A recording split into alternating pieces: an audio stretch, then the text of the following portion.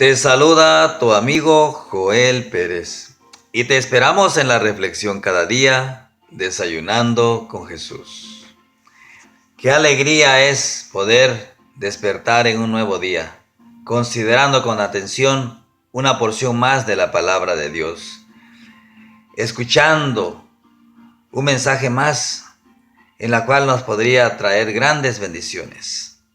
El mensaje de hoy, mis amigos, el título es Conversión y Esperanza. El mundo en el cual vivimos, mis amigos, era un mundo perfecto que Dios creó, en la cual fue desfigurado por el pecado. Después de la caída de Adán y Eva surgieron el dolor, la muerte, la violencia, la traición y todas las cosas malas de esta vida. El carácter perfecto del ser humano se volvió egoísta, pecaminoso, y con ese carácter no logra ser feliz, por más que lo intente. Ahora, yo te pregunto, ¿hay esperanza para ti? Y tú te preguntas, ¿cuál es la solución divina? Entonces, cuando vamos a libro de San Juan, capítulo 3, encontramos una conversación entre dos hombres. El versículo 1 de San Juan 3 dice: había un hombre de los fariseos que se llamaba Nicodemo, un hombre importante entre los judíos. Este vino a Jesús de noche y le dijo: Rabí, sabemos que has venido de Dios como maestro, porque nadie puede hacer esas señales que tú haces si no está Dios con él. Respondió Jesús y le dijo: de cierto te digo que el que no nace de nuevo no puede ver el reino de Dios. Nicodemo le dijo: ¿cómo puede un hombre nacer siendo viejo? ¿Puede acaso entrar por segunda vez en el vientre de su madre y nacer? Respondiendo Jesús: de cierto te digo que el que no nace de agua y del Espíritu no puede entrar en el reino de Dios. Lo que es nacido de la carne, carne es, y lo que es nacido del Espíritu, Espíritu es. Así de que en esta declaración Jesús le dijo que era importante, era necesario nacer de nuevo. ¿Por qué era necesario que Nicodemo naciese de nuevo? Para entrar en el reino de Dios, para ser un hombre totalmente espiritual. Mis amigos, yo les menciono que Nicodemo, tú que me estás escuchando y yo, todos los seres humanos hemos nacido en la carne. ¿Cómo viven los que han nacido en la carne? Yo les pregunto.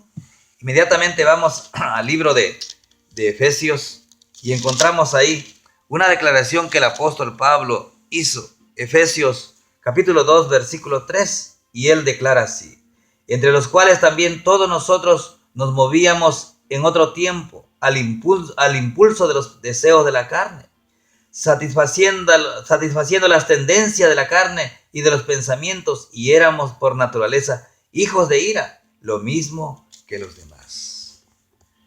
Qué impresionante es escuchar a personas que dicen: cuando yo no era cristiano, cuando yo era del mundo, cuando yo no conocía de las cosas de Dios, mi experiencia era diferente. Estábamos complaciendo las tendencias pecaminosas como los hijos de ira. ¿Saben, mis amigos?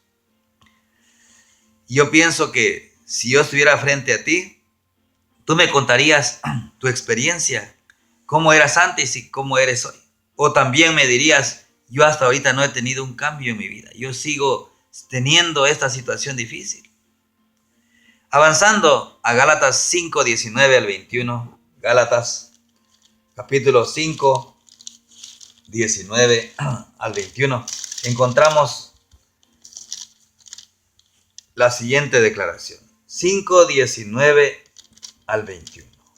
Ahora bien, las obras de la carne son evidentes, las cuales son adulterio, fornicación, inmundicia, lascivia, idolatría, hechicería, enemistades, pleitos, celos, explosiones de ira, contiendas, divisiones, sectarismos, envidias, homicidios, borracheras, orgías y cosas semejantes a estas, acerca de las cuales os amonesto, como ya os lo he hecho antes, que los que practican tales cosas no heredarán el reino de Dios.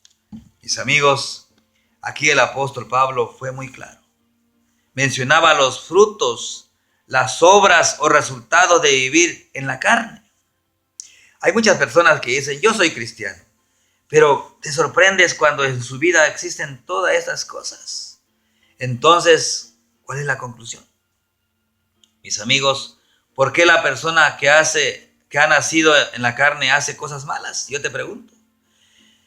Cuando vamos a San Mateo 7 al 18, descubrimos la respuesta. San Mateo capítulo 7, versículos 17 y 18. Vamos a ver qué declaración encontramos aquí.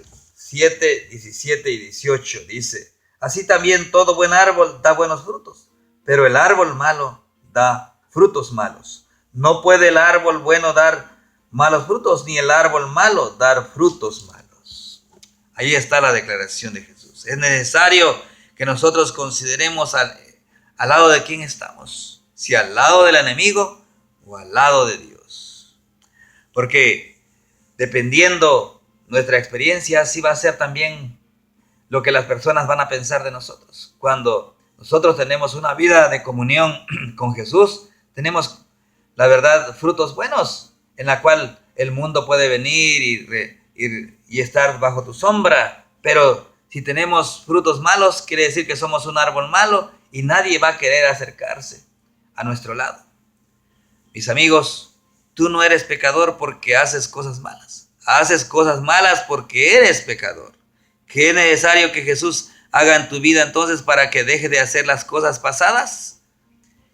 Yendo a 2 de Corintios capítulo 5, versículo 2 de Corintios 5, 17, encontramos la siguiente declaración. 2 de Corintios 5, 17. Y dice de esta manera, de modo que si alguno está en Cristo, nueva criatura es. Las cosas viejas pasaron, he aquí, todas son hechas nuevas. Qué hermosa declaración. Así de que es necesario que Jesús haga algo en nuestra vida para que Él pueda hacer cambios. Es necesario que nosotros vayamos a Jesús, busquemos a Jesús, pero realmente Él es el que nos encuentra a nosotros, de una u otra manera. Hay muchas personas que han sido encontradas por Jesús de una manera difícil, de una forma, la verdad que no quisiéramos nosotros tener esa experiencia, pero Él lo hace, porque Él sabe que a veces somos tercos y no queremos considerar con atención porciones, lo que es la palabra de nuestro Dios, ni escuchar siquiera porciones de ella, ni atender a ningún misionero. Pero saben que Jesús desea hacerte una nueva criatura. Cuando vamos a Salmos capítulo 1, versículo 3, encontramos la siguiente declaración. Salmos capítulo 1, versículo 3, y dice así, será como árbol plantado junto a corrientes de agua, que da su fruto en su tiempo, y su hoja no cae. ¿Saben cómo será? ¿Cómo será después que Jesús transforme tu vida? Dice que como un árbol plantado junto a corrientes de agua. ¿Te imaginas? ¿Cómo es un árbol que está junto a un río, a un lago, a un arroyo? Vamos a ver Gálatas 5, 22 y 23. Vayamos, 5, 22 y 23. ¿Cuáles son los frutos del árbol plantado junto a corrientes de agua? Y dice de esta manera, 5, 22 y 23. Mas el fruto del Espíritu es amor, gozo, paz, paciencia, benignidad, bondad, fidelidad, mansedumbre, dominio propio. Contra tales cosas no hay ley. Mis amados, qué hermoso es considerar que cuando tú estás plantado junto a corrientes de agua, ¿quién es el agua? Jesús. Él es el agua de vida. Cuando nosotros estamos plantados junto a Él, dice que va a rebosar de nosotros amor, va a rebosar gozo, paciencia, benignidad, bondad, felicidad, mansedumbre, dominio propio. Contra tales cosas no hay ley. Qué impresionante, mis amigos. Cuando tú vas a un lugar y las personas te dicen, ¿verdad que usted es cristiano? Y tú te quedas sorprendido, pero si yo no le he dicho que soy cristiano, ellos te dicen, nada más en la forma de verlo a usted, su forma de ser, yo veo que usted es un cristiano. Y ahí tú tienes la oportunidad de expresar de la palabra de nuestro Dios, porque se ve en ti los frutos del Espíritu Santo. Hay muchas personas que dicen, ¿tú ya recibiste el poder del Espíritu Santo? ¿O ya recibiste el Espíritu Santo? Y hay personas que me han dicho, dice, yo no sé ni qué responder. Pero saben, mis amigos, recibir el Espíritu Santo no es caer en trance, no es que haya pasado algo así en tu vida, algo extraño y que ya el otro día no lo vas a tener. No, una persona que ha recibido el Espíritu Santo es el resultado de un bautismo con agua, y en la cual ese resultado van a ser los frutos del Espíritu Santo, que de una experiencia diaria en la cual tú, al convivir con otras personas, ellos lo van a notar. No es necesario que tú digas a través de una pregunta dando a entender que ya recibiste el Espíritu Santo. ¿Tú ya recibiste el Espíritu Santo? Mis amigos, si la otra persona no conoce de la palabra de Dios, la verdad lo estás poniendo en duda y estás presumiendo de tu experiencia cuando la realidad es otra. Tal vez no te has encontrado o no nos hemos encontrado realmente con Jesús y ni siquiera tenemos estos frutos en nuestra vida. Mis amigos, cuando vamos a 2 de Pedro 1:4, encontramos la siguiente declaración. 2 de Pedro 1:4. Vamos a ver qué dice 1:4, y dice así: por medio de las cuales nos ha dado preciosas y grandísimas promesas, para que por ellas llegases a ser participante de la naturaleza divina, habiendo huido de la corrupción que hay en el mundo a causa de la concupiscencia. Mis amigos, es importante que nosotros avancemos en nuestra experiencia diaria. Saben, mis amados, yo te pregunto, ¿cuál es tu experiencia? ¿Estás participando de la naturaleza divina o estás participando de la naturaleza pecaminosa? Tú tienes la respuesta. Nosotros tenemos la respuesta. Hemos caído muchas veces, es verdad. Pero, ¿de qué manera has llegado a Jesús? ¿Haciéndole una declaración como lo hizo Nicodemo, que era un gran maestro en ese tiempo? ¿O solamente te acercaste a Él? ¿Cuál es tu experiencia? ¿No te parece extraordinario la experiencia de otras personas? Cuando vas a Jesús y Él te hace participante de la naturaleza divina y te hace una nueva criatura.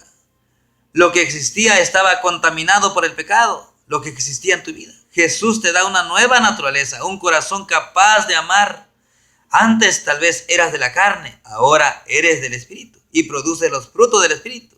Las buenas obras que ahora aparecen en tu vida no son resultados artificiales de tu esfuerzo.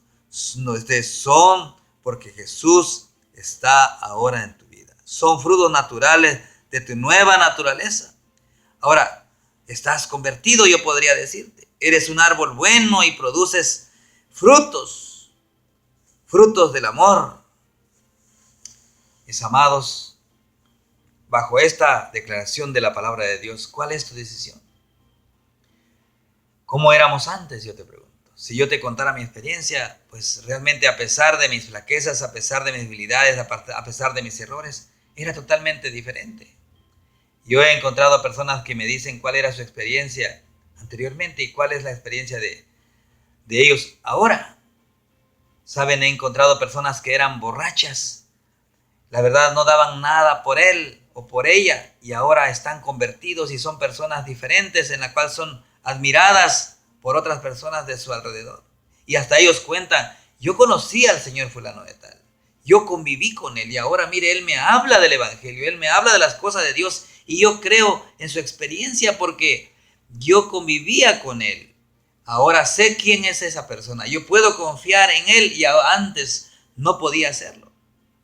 Mis amados, conocer a Jesús es importante, es valioso, es de gran bendición. Y ahora, dependiendo tu experiencia, ¿no será que es necesario que podamos conocer a Jesús y buscarlo, aunque sea por pena? Yo conocí la historia de una persona que no quería que su esposa llegara a la iglesia o fuera más a la iglesia y trataba de impedir. Hasta llegó el momento que tuvo que decirle la hermana al pastor que por favor que lo considerara si no iba a asistir a la iglesia porque su esposo era intransigente y se oponía a que ella pudiera ir a la iglesia. Pero ella menciona la historia que trató de convencer a su esposo y de decirle: voy a hacer todas las cosas, te voy a atender lo mejor, pero déjame ir a la iglesia. Y un día alguien llegó a dar una campaña a ese lugar. Y entonces él dijo: está bien, pero yo te voy a dejar. Y cuando él se iba a dejar, supuestamente él regresaba a la casa, pero no, se quedaba en el carro. Y escuchaba el mensaje de ahí, junto a la ventana. Pero la esposa nunca descubrió que él se quedaba. Ella pensaba que él regresaba a la casa, pero no, se quedaba afuera. Y por la ventana él escuchaba del mensaje. Hasta que Jesús tocó su corazón a través de los mensajes que el pastor predicaba noche a noche. Y en la última noche, ¿cuál fue la sorpresa de esta hermana? Ver a su esposo bajar a las aguas del bautismo, pero ella no sabía. Esto fue para ella una sorpresa que él quería darle. Jesús nació en su corazón y de ahí en adelante su vida fue transformada, y además de ello para la hermana fue una alegría también que su vida fue totalmente diferente. Su experiencia como esposa que ella tenía dejó de ser y ahora tenía un hogar totalmente diferente, lleno del amor de Dios, como ella lo había estado pidiendo en sus oraciones y era su deseo. ¿Cuál es tu condición? Yo te pregunto. Por lo tanto, al escuchar este mensaje, ojalá pues que tú puedas considerar y que este mensaje pueda ir contigo en tu mente, en tu trabajo, donde quiera que te encuentres. Que Dios te bendiga, que tengas un lindo día, un buen provecho en este desayuno. Muchas gracias.